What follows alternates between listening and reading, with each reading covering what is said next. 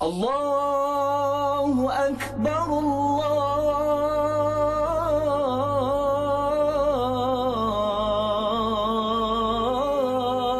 Akbar. Peranan Empayar Kesultanan Melayu Melaka yang terbesar dalam sejarahnya bukan sahaja pada sektor ekonomi dan politik, malah Melaka adalah pusat menyebarkan dakwah Islam terbesar dan paling berjaya. Episod ini akan memaparkan kepada anda salah sebuah lagi masjid yang tertua di Malaysia yang masih teguh berdiri dan telah didaftarkan sebagai monumen warisan kebangsaan di bawah Akta 645, Akta Warisan Kebangsaan 2005.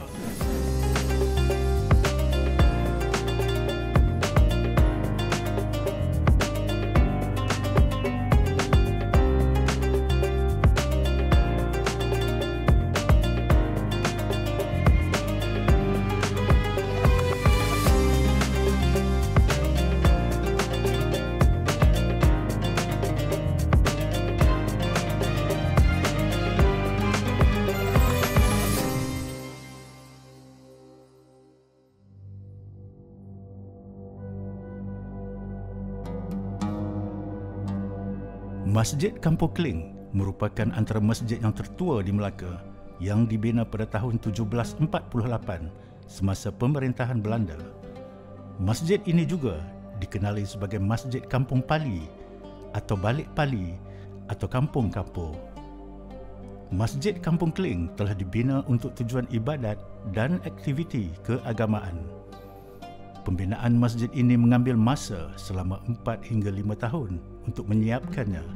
Kos pembinaan itu dikatakan adalah lebih kurang RM10,000. Masjid ini telah mengalami beberapa siri pengebuahsuaian dalam tahun 1872 dan 1908. Masjid Kampung Keling terletak di persimpangan Jalan Tukang Emas dan Jalan Lekyu yang bersebelahan dengan Jalan Kuil Sri Payata Vinayagar Morti. Persoalan yang menarik mengenai kewujudan masjid ini adalah bagaimana wujudnya perkampungan masyarakat India di sini dan mengapa kedudukannya terlalu hampir dengan Masjid Kampung Hulu. Dasar pemerintahan Belanda berbeza dari dasar pemerintahan Portugis, di mana Portugis pada mulanya memang telah merobohkan kebanyakan masjid dan malahan rumah ibadat agama lain di Melaka. Apabila datangnya orang Belanda, mereka melihat bahawa dasar sebegitu tidak berjaya dan tidak membantu untuk meluaskan dan memudahkan pemerintahan ke atas rakyat tempatan.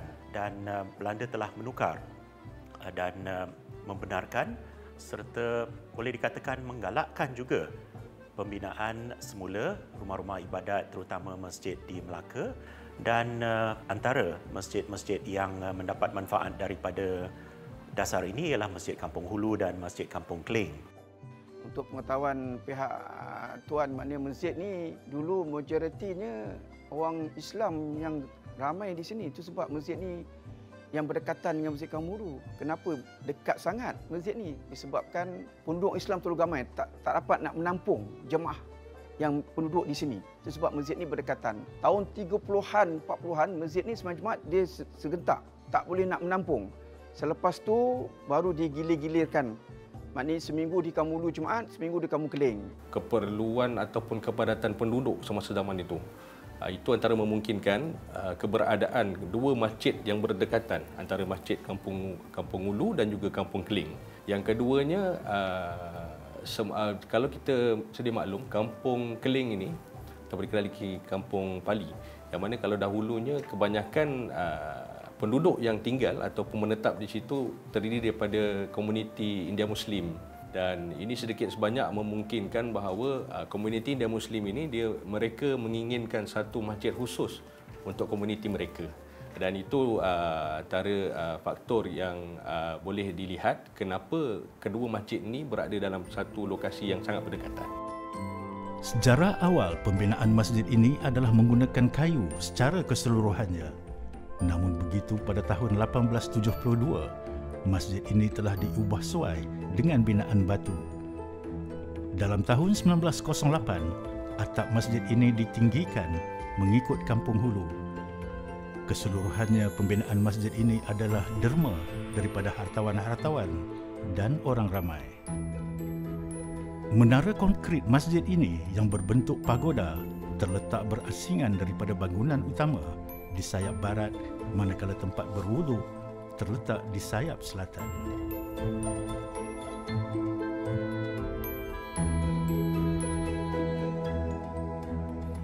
Melawat ke Masjid Kampung Keling ini, anda akan disambut dengan sebuah pintu gerbang.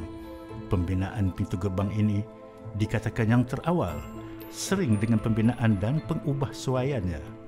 Tapak masjid ini dikatakan tapak sebenar di mana pedagang India Muslim yang datang ke Melaka untuk berdagang pada abad ke-14 dan 15 menunaikan solat sejurus setelah tiba di Melaka.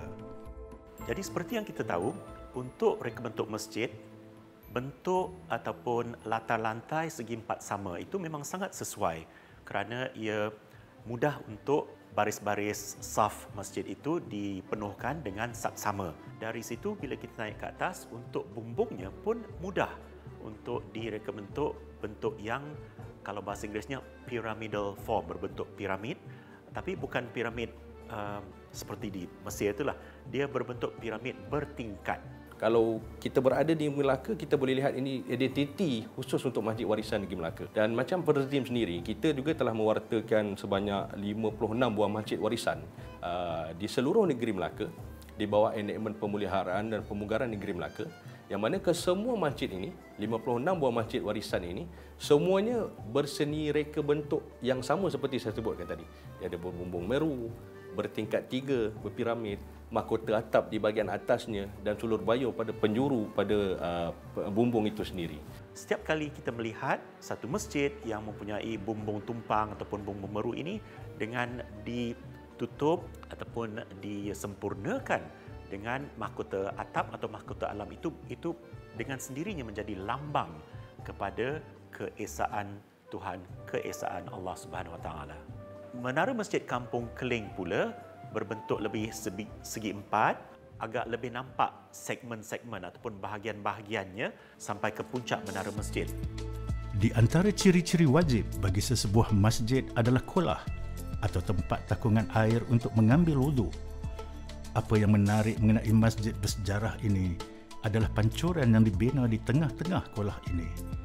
Lebih indah, tiang yang terdapat di sekitar kolah ini dan keseluruhan masjid dihiasi dengan jubin bermotifkan corak bunga timbul.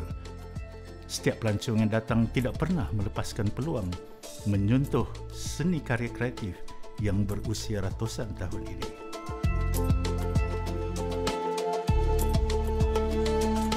Yang indahnya ialah banyak dari ubin-ubin itu mempunyai hiasan yang timbul ataupun emboss dalam bahasa Inggeris. Kita dan juga pelancong yang datang tertarik untuk menyentuh dan merasakan sendiri timbulan yang ada pada ubin hiasan itu. Yang pertama, masa saya kecil-kecil dulu tak ada paip.